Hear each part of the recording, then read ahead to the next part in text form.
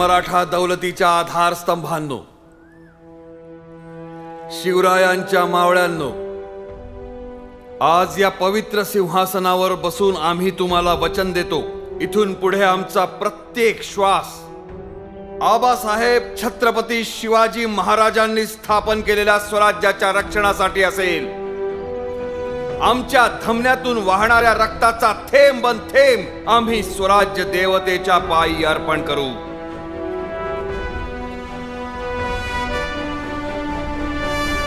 उद्या यवनांचा सर्वोच्च पातशाह औरंग्या जरी दख्खनेत आला तरीही मराठा दौलत आम्ही त्याच्या हाती लागू देणार नाही. शालिवाहनाची गोष्ट आबासाहेबांनी आम्हाला सांगितली होती. त्याने ज्याप्रमाणे मातीच्या सैनिकांमध्ये प्राण फुंकून आपल्या शत्रूचा पराभव केला, त्याचप्रमाणे आम्ही शिवराय नावाचा मंत्र हर एक मावळ्यात, सह्याद्रीच्या कणाकणात, सिंधू सागराच्या थेंबा थेंबात फुंकून स्वराज्याच्या गनिमान विरुद्ध अभेद्य अशी तटबंदी निर्माण करू. स्वराज्य केवळ टिकवणारच नाही तर ते वाढवू. आबासाहेबांच्या म्हणण्यानुसार हे श्रींचे राज्य अहत तंजावर ते तहत पेशावर करू. हर हर. राज्याभिषेकाचा भव्य सोहळा आटोपल्यानंतर रात्री मनोऱ्यात शंभूराजे स्वतःत हरवून उभे होते. त्याचवेळी मनोऱ्याच्या जिन्यामध्ये कोणाची तरी पावलं वाजली. ती चाहूल शंभूराजांच्या ओळखीची होती.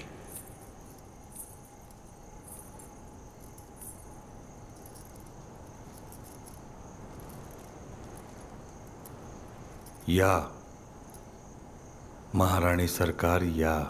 का सखी कुठे गेली? स्वराज्याच्या सिंहासनाची जबाबदारी फार मोठी असते राणी सरकार. आज आलेली गर्दी आपण पाहिलीत ना. तिला एकच चेहरा होता, स्वराज्याच्या जबाबदारीचा.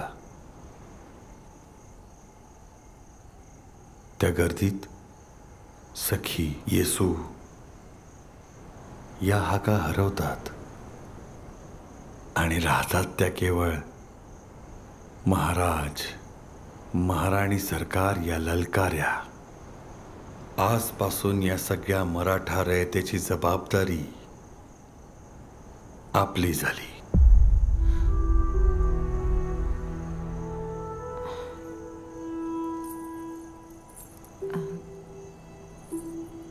स्वारींना आज झाले तरी काय, असे हरवलेले का वाटताय? आज आबासाहेबांची अतिशय तीव्र सय येते. ज्या सिंहासनावर आज आम्ही विराजमान झालो होतो, त्या महान सिंहासनाच्या पायथ्याशी बसून आबासाहेबांनी आम्हाला एक मोलाची गोष्ट सांगितली होती. आम्ही आबासाहेबांच्या शेजारी उभे होतो.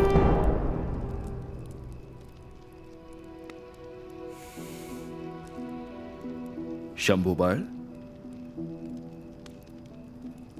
कसं वाटतंय सिंहासन? आबासाहेब, हे सिंहासन बघून कुणाचीही मान अदबीने झुकेल.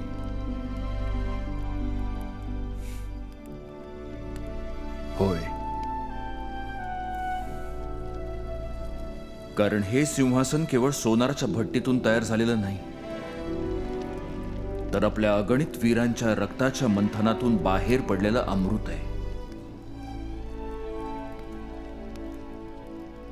या सिंहासनाचं दर्शन जो घेईल त्याच्या डोळ्यातून त्याच्या हृदयात केवळ स्वातंत्र्याचा उदय होईल.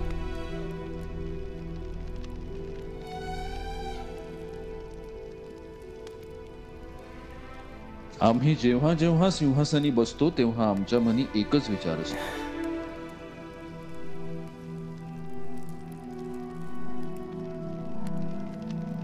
आणि आमच्या नंतर हा विचार तुमच्या मनी असला पाहिजे.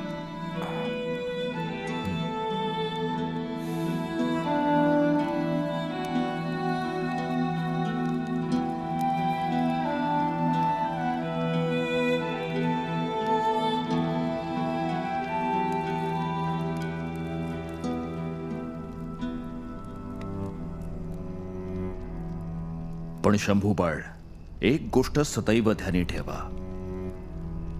या सिंहासनावर तुमच्या आधी रयतेचा अधिकार आहे. कारण हे सिंहासन म्हणजे कुठल्या विलासी राजाची मक्तेदारी नव्हे, तर गोरगरिबांचं आश्रयस्थान आहे. हे सिंहासन म्हणजे मौज मजेचं अनिर्बंध स्थान नव्हे, तर गांजलेल्या पिचलेल्यांना आधार देणारं शक्तिपीठ आहे. हे सिंहासन म्हणजे अनागोंदी राज्यकारभाराचं सत्ता केंद्र नव्हे, तर अखिल हिंदूंचं तीर्थस्थान आहे. आणि म्हणूनच या सिंहासनावर बसणाऱ्या राजाला रयतेच्या प्रश्नांविषयी जाणतं असावं लागेल. सह्याद्रीच्या काळ्या कातळातून उदयास आलेलं हे सोनेरी सिंहासन, या सिंहासनात अखिल हिंदुस्थानातल्या हिंदूंच्या आशाकांक्षा एकवटल्यात आणि त्यांचा भार पेलणं सोपं नाही शंभूबाळ.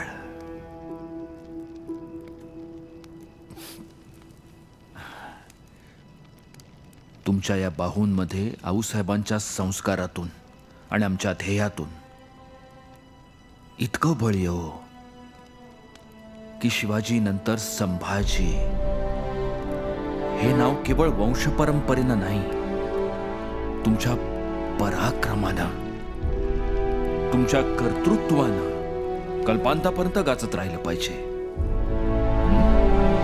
हो आबासाहेब.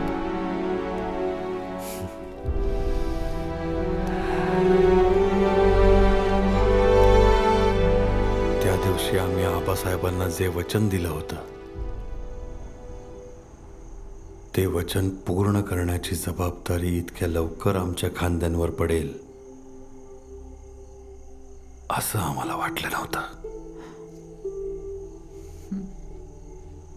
स्वराज्याची जबाबदारी पेलायला आपल्या भक्कम खांद्यांशिवाय दुसरा आधार असूच शकत नाही, हे मामनजींनी जाणलं होतं.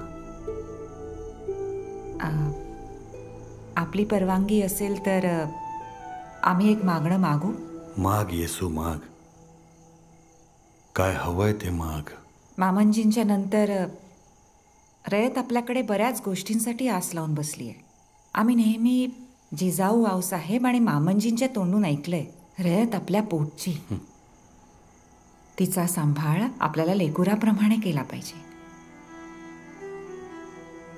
आपली ही लेकरं सांभाळण्याचा भार आम्हाला द्याल.